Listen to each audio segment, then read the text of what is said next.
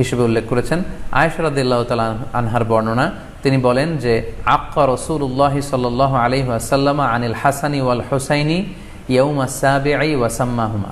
আল্লাহ রাসূল সাল্লাল্লাহু আলাইহি ওয়াসাল্লাম নিজে ওনার দৌহিত্র অর্থাৎ ওনার নাতি হাসান এবং হুসাইনের আকিকা নিজে করেছেন সপ্তম দিনে, এবং সপ্তম দিনে তাদের নাম রেখেছেন। একজনের নাম রেখেছেন হাসান আর একজনের নাম হুসাইন।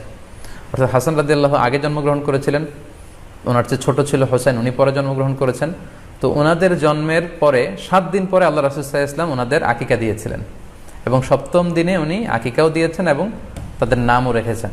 তাহলে আল্লাহ রাসূল সাল্লাল্লাহু আলাইহি ওয়াসাল্লামের কওলি হাদিস, ওনার ভাষ্যমতে আমরা জানলাম উনি বলেছেন সপ্তম দিনে আকিকা দিতে হয়, এবং ওনার ব্যক্তিগত আমল থেকে আমরা জানতে পারলাম যে উনি ওনার 2 নাতির আকিকা দিয়েছেন সপ্তম দিনে এবং নাম রেখেছেন।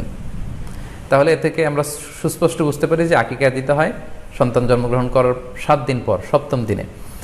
যদিও তবারানীতে আরেকটি